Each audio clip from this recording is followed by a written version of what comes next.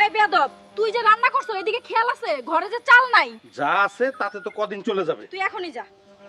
কইলাম যে ঘরে চাউল আছে, কয়দিন চলে যাইবো, তাও চাউল কিনতে পাঠাইলো। তুমি বাইক নিয়ে সোজা আমার বাসায় আসো, বাসা পুরো ফাঁকা। গাধাটাকেও বাজারে পাঠিয়ে দিছি, জলদি আসো। আচ্ছা ঠিক আছে, 1 মিনিট দাঁড়াও। তুমি বাবা কখন গো, আসবে? আমাগো এলাকায় কত বড় লোক একটা পোলা আইছে। ইস, আমিও যদি উনার মতো হতাম। উফ, সেই কখন থেকে তোমার জন্য অপেক্ষা করতেছি। ঘরে চলো, আজকে তোমায় প্রচুর সুখ দিব। চলো শোনা। ওই হালকা কই, তুই আজকে কাজে যাবি না নাকি?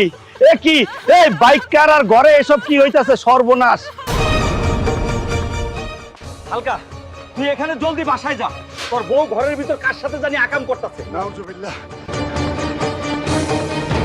এই বউ, তুই ঘরে কার সাথে আকাম করিস? জলদি দরজা